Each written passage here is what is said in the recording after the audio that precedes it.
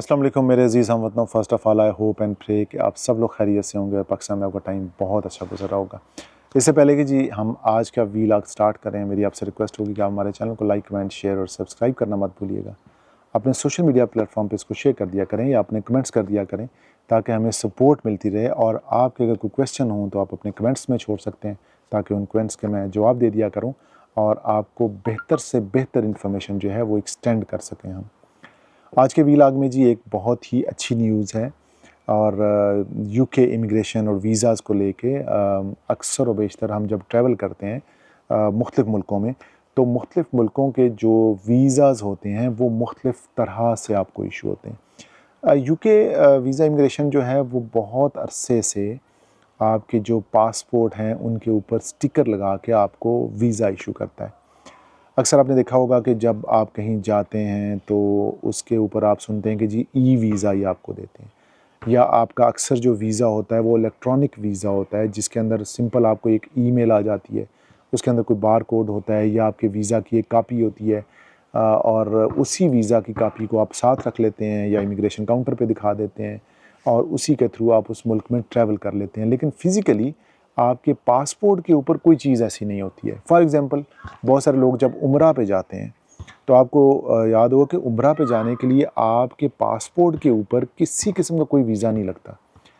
Simple आपको एक e visa आता है जो कि आपके जो ट्रैवल एजेंट होते हैं वो आपको प्रिंट करके दे देते हैं और वो सेपरेट एक ई वीज़ा होता है जहाँ पे आप इमिग्रेशन को दिखाते हैं कि जी मैं उम्रे के वीज़े पे आया हूँ और उम्रे का वीज़ा मेरे पास ई वीज़ा है और ये एक पेपर है, डॉक्यूमेंट है या बार कोड है या स्कैन कोड है या कुछ भी ऐसी चीज़ हो सकती है, या इवन आपके ईमेल के ऊपर भी एक बार कोड भेज देते हैं जो कि आपके मोबाइल में भी हो सकता है, फिज़िकली प्रिंट भी हो सकता है या आपकी एप्लीकेशन के अंदर भी कहीं हो सकता है। तो और इसका एक फ़ायदा और होता है कि जब आप अप्लाई करते हैं वीज़ा के लिए तो जब भी आप किसी ऐसे मुल्क का वीज़ा अप्लाई करते हैं जहाँ से आपको ई वीज़ा मिल सकता है तो आपको अपना पासपोर्ट उस मुल्क की एम्बेसी में जमा नहीं करवाना पड़ता। स्पेशली यूके के वीज़ा के लिए जो बड़ा मसला होता है कि आपको वीज़ा एप्लीकेशन के साथ अपना पासपोर्ट भी सबमिट करना पड़ता है और ज़ाहिर है जब तक आपकी वीज़ा एप्लीकेशन जाती है फिर वो प्रोसेस होती है, उसके ऊपर जवाब आता है और फिर आपको पासपोर्ट हैंड ओवर होता है। फिर ज़ाहिर है एज़ पर पॉलिसी तो यहाँ पे 40-45 दिन भी लग सकते हैं या कम 7-12 दिन भी लग जाते हैं, depending upon case to case इसका जो होता है टाइम फ्रेम होता है। तो अगर आपको इन दिनों में जब आपने ऑलरेडी अपना पासपोर्ट जमा करवाया हुआ है अपने किसी वीज़ा के लिए, स्पेशली इंग्लैंड के वीज़ा के लिए, तो आप कहीं ट्रैवल नहीं कर सकते।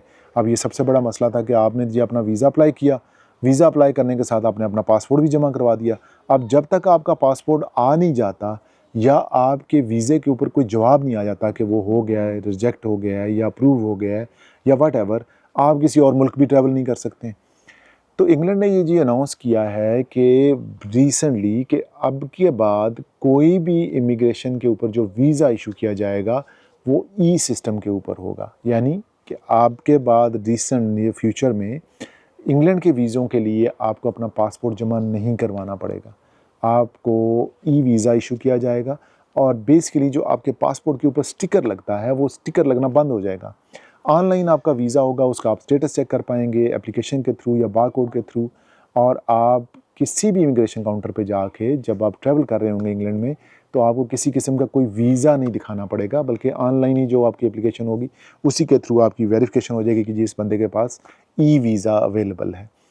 इसमें एक चीज़ मैं बताता चलूँ कि इस वीज़े के ऊपर किसी किस्म का कोई फ़र्क नहीं पड़ेगा कि आप स्टूडेंट हैं या केयर वर्कर पे हैं या स्किल्ड वर्कर पे हैं या विज़िट वीज़े पे जा रहे हैं, इर्रिस्पेक्टिव आपका कोई भी वीज़ा हो, इसका वीज़े के साथ कोई ताल्लुक नहीं है। सिंपल ये अपग्रेड आया कि आपका जो स्टिकर इशू होता था वो ख़त्म हो जाएगा और तमाम तरह के जो वीज़ाज़ हैं वो ई वीज़ा शुरू हो जाएंगे। तो ये एक बड़ी अच्छी न्यूज़ है। मैंने जिस तरह बताया कि इसके फ़ायदे हैं बहुत ज़्यादा। आपका पासपोर्ट आपके पास रहेगा, आपने वीज़ा अप्लाई कर दिया, वीज़ा प्रोसेस हो रहा है, आप कहीं और भी ट्रैवल कर सकते हैं। और अच्छा ये है कि सिक्योर होगा, आपका वीज़े का जो स्टेटस है वो ऑनलाइन हो जाएगा 24/7, कहीं पे भी किसी भी वक्त आप खड़े होकर आपको प्रूव नहीं करना पड़ेगा जी ये मेरे पास वीज़ा है, जी ये देखें मेरे पासपोर्ट पे लगा हुआ। आप एप्लीकेशन के अंदर ही अपना स्टेटस अप्रूव कर सकते हैं या दिखा सकते हैं, या किसी ने पूछ लिया है या किसी ने रोक लिया तो उसकी जो एक्सेस है आपके वीज़े की 24/7 आपके पास होगी। तो बहुत अच्छा एक स्टेप है यूके वीज़ा इमिग्रेशन को लेके। उम्मीद है कि अभी रिसेंट फ्यूचर में जो आगे लोग अप्लाई करेंगे तो उनको स्टिकर वीज़ा की जगह ई वीज़ाज़ इशू होना शुरू हो जाएंगे। इसी तरह की जी अच्छी अच्छी खबरों के लिए हमारे चैनल के ऊपर आप बने रहें। हमारे चैनल को लाइक, कमेंट, शेयर और सब्सक्राइब करना मत भूलिएगा। नेक्स्ट वीलॉग तक मुझे इजाज़त दें। Take care of your self. अल्लाह हाफिज़।